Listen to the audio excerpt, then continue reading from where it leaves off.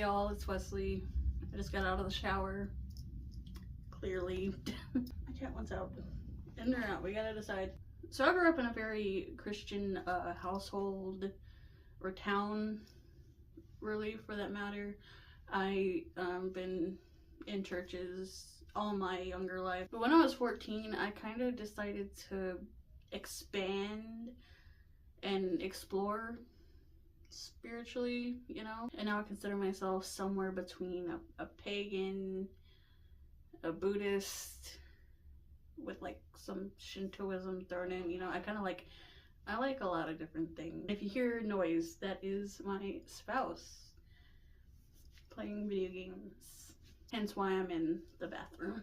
But a lot of Christian media, movies, music, VeggieTales, you know, like I still get this overwhelmingly moving emotion from these things. And maybe it's nostalgia, but personally, I think it's more of a situation where if something's written or made from like a place of genuine like light and like from a spiritual place, that will always be apparent. I have this kind of personal motto where like no matter what specific religion something is made in the name of, whether you follow a religion or you don't at all, pure intentions are pure intentions, right? Light sees light. At least that's how I see it. And I still get a sense of light from these pieces of media. So I thought it'd be kind of interesting to share these pieces with you guys. Things that for me cause this like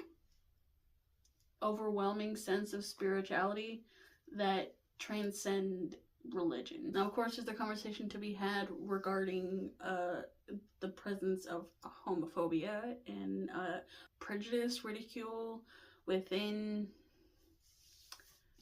you know, a lot of Christian conversations. But kind of the point of this video is to look beyond, like, look past those things, because I know not every Christian is homophobic. There's a church right up the street for me that has, you know, they have a flag in their logo, a pride flag in their logo. And to my knowledge, it's led by a black priestess. So I know that not, you know, despite the fact that it's usually Christians that are against these things, not every Christian is. So that's kind of what I'm trying to get with this, is like beyond all of that, I'm finding some common ground, right, with the Christians, with my Christian background, that I still kind of hold on to, I guess, in this sense, because I still get the vibes from Christian things, you know? I don't know if that makes sense. Without further ado, let's talk about these things. All of them except for one are songs, are music things, artists and songs. And then I have one movie that I was trying to watch today and I couldn't find it anywhere. So I actually have two songs by an artist called Sean McDonald.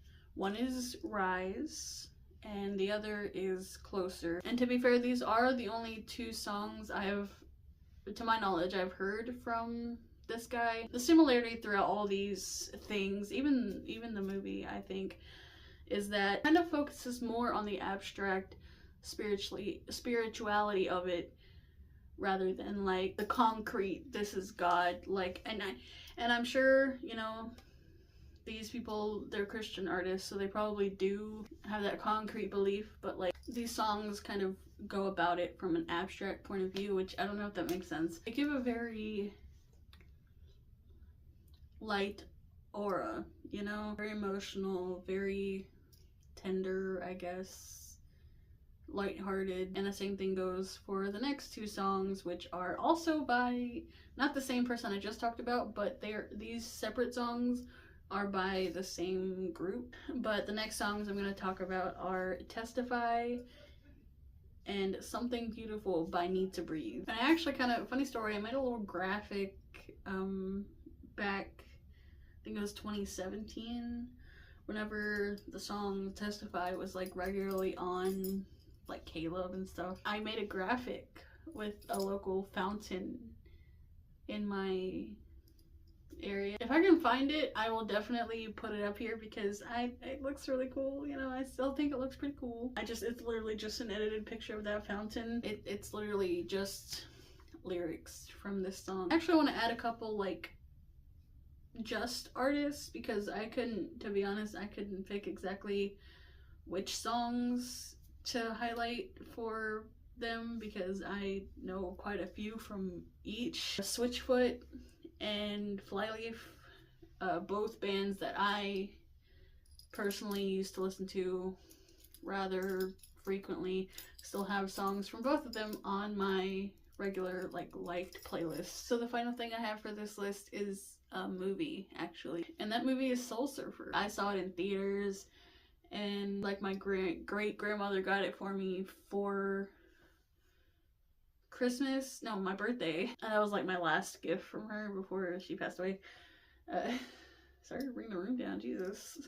But this, I mean, that's where my relationship with this movie started. And then it's also, okay, it takes place at the ocean. Like, I am very spiritually drawn to the ocean, even though it's about, like, that's not the point, though.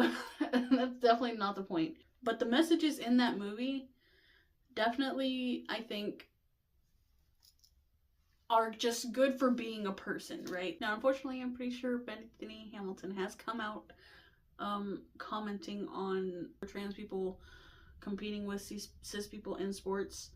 I think she came out disagreeing with that, which that's unfortunate. I obviously don't agree with her on that. I think trans people should be allowed in sports just like everybody else, you know?